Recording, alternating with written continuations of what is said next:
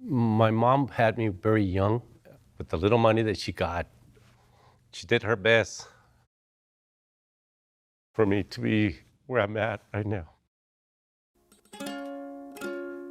The 70s, when I was a kid, I grew up with lucha libre, wrestling. I lived behind one of the largest auditoriums in Tijuana, and I would draw the wrestlers and come up with a better name and better mask and all that, and show it to them and say, hey, can I brand you? And they would just laugh because I was just 7 years old. I couldn't afford materials as an artist, so I would go to places like Home Depot and buy return paints. And I was doing fine art for myself. But I wanted to make a living out of it. So little by little, I understood that there was illustrators doing professional work. I had the opportunity to present my portfolio to ArtCenter, and right away they say, not only we want you here, you get a scholarship, and that's where I discovered commercial art. One of the things that I was very specific when I came to ArtCenter was my portfolio was going to be very Latino, specifically Mexican. At that time, the design director was James Mijo, and he knew that I wanted to represent my culture as much as possible. So he was a big force and guide. My first art exhibit that I had in Tijuana at the largest museum, he went down there for the opening. That was a big deal for me. When I graduated from ArtCenter, I went to work in this company called Fitch.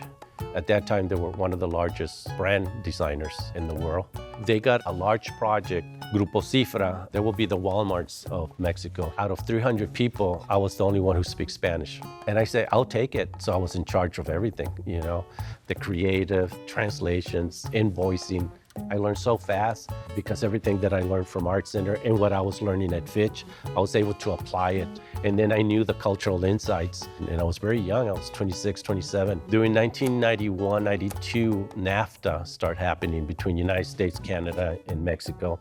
At that time, MTV, Sony, HBO was coming into South Beach, Miami to headquarters for Latin America. Put my portfolio together, and in 2 days, MTV Latino called me and say, where you been? It's like, well, we're here.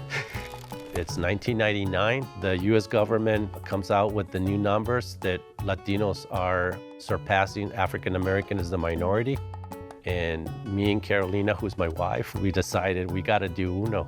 Once manufacturers knew that there was a Latino designer, they just come to me.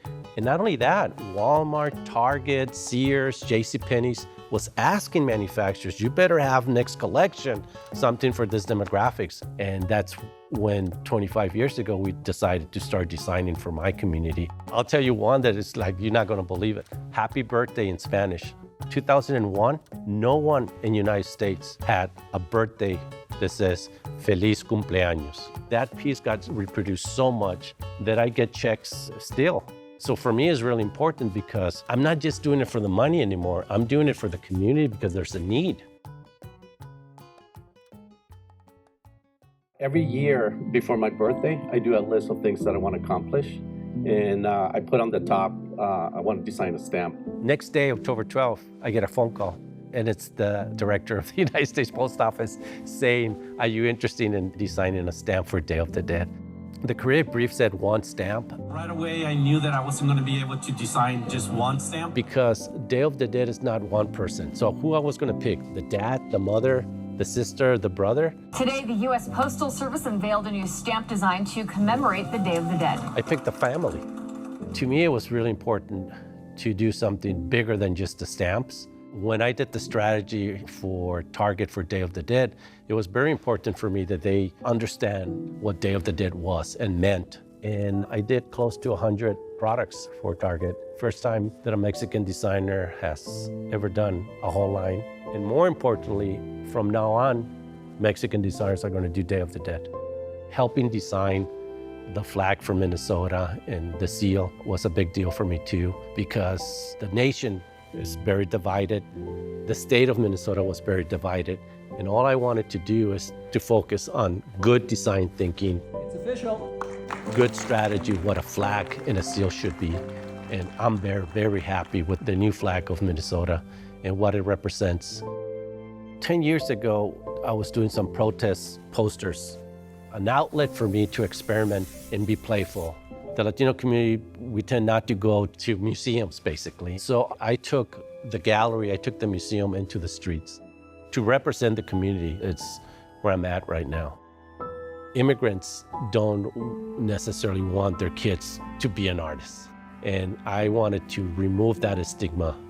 I wanted the next generation to see someone like me, that they can make a living out of that.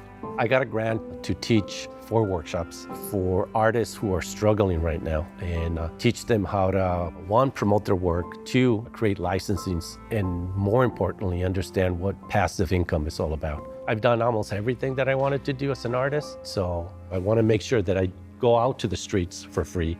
My workshops are free, and everything I do for the community is for free. I've noticed that the more I give, the more it comes back.